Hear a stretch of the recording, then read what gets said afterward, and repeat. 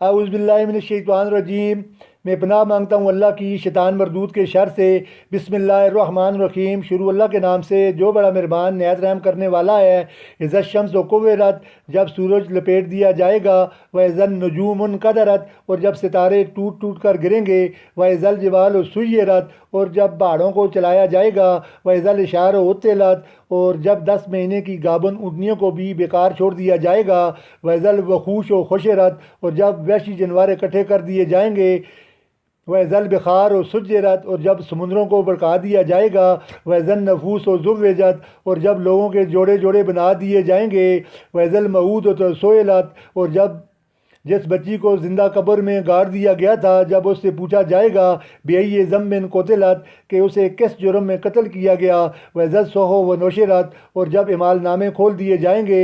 وَإِذَا السَّمَاءُ كُشِطَتْ، اور جب آسمان کا چھلکا اتار دیا جائے گا۔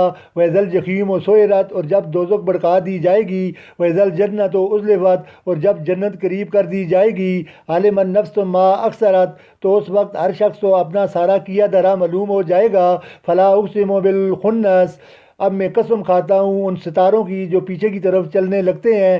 الجوار الکنس، جو چلتے چلتے دبک جاتے ہیں۔ واللیل اذا حسس، اور قسم کھاتا ہوں رات کی جب وہ رخصت ہو۔ والصبح اذا تنفس، اور صبح کی جب وہ سانس لے۔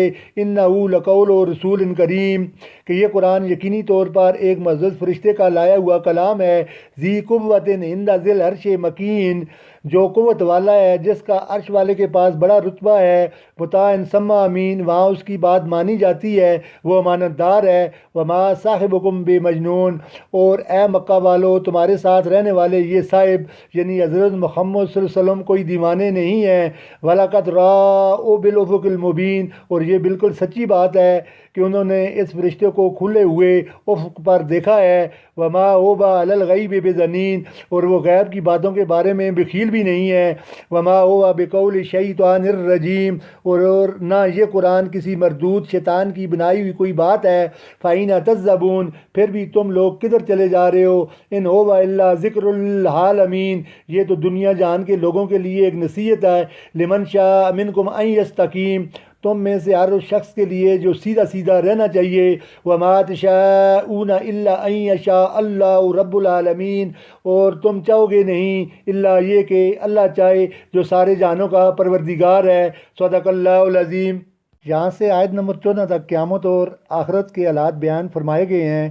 سورج کو لپیٹنے کی کیا کیفیت ہوگی، اس کی حقیقت تو اللہ تعالیٰ ہی کو معلوم ہے۔ البتہ یہ بات ظاہر ہے کہ اس کے نتیجے میں سورج میں روشنی باقی نہیں رہے گی۔ چنانچہ بعض حضرات نے اس آیت کا ترجمہ یہ بھی فرمایا ہے کہ جب سورج بے نور ہو جائے گا، چونکہ لپیٹنے کو عربی میں تکویر کہا جاتا ہے، اس لیے اس سورج کا نام سورہ تکویر ہے۔ اونٹنی اس وقت عرب کے لوگوں کے لیے سب سے بڑی دولت سمجھی جاتی تھی، اور اگر اونٹنی گابن یعنی حاملہ ہوتی تو اس کی قیمت اور بڑھ جاتی تھی، اور 10 مہینے کی گابن ہو تو اسے سب سے زیادہ قیمتی سمجھا جاتا تھا۔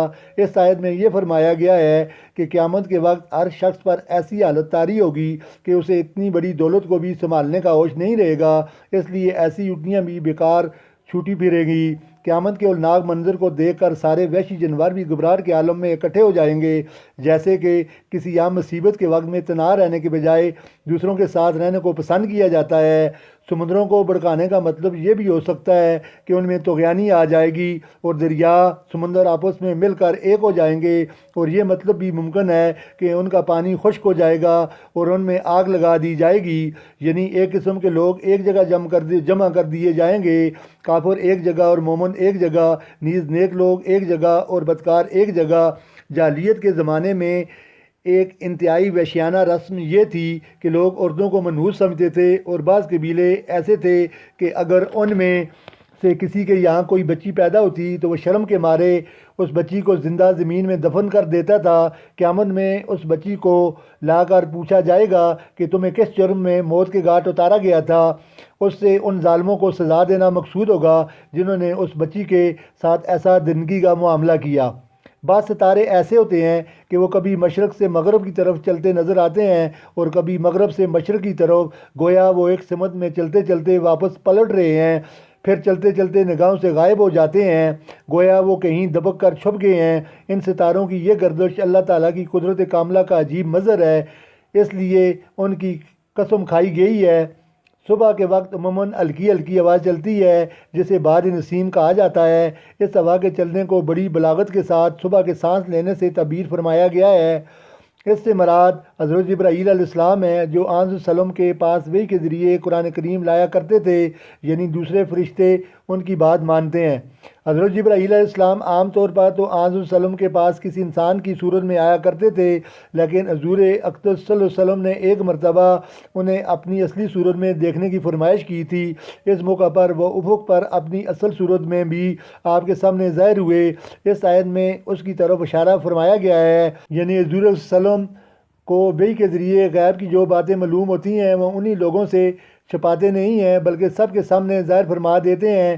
جاہلیت کے زمانے میں جو لوگ کان کھلاتے تھے وہ بھی غیب کی باتیں بتانے کا دعویٰ کرتے تھے اور شیطانوں سے دوستی کر کے ان سے کچھ جھوٹی سچی باتیں سن لیا کرتے تھے، لیکن جب لوگ ان سے پوچھتے تو وہ انہیں فیس لیے بغیر کچھ بتانے سے انکار کرتے تھے۔ اللہ تعالیٰ کافروں سے فرما رہے ہیں کہ تم آن وسلم کو کان کہتے ہو، حالانکہ کان تو تمہیں جھوٹی باتیں بتانے میں بھی بڑے بخل سے کام لیتے ہیں اور پیسے لیے بغیر کچھ نہیں بتاتے، لیکن حضرت صلی اللہ علیہ وسلم کو غیب کی جو سچی باتیں معلوم ہوتی ہیں وہ بتانے میں بھی نہ بخل سے کام لیتے ہیں اور نہ اس پر کوئی معاوضہ مانگتے ہیں۔ صدق اللہ العظیم۔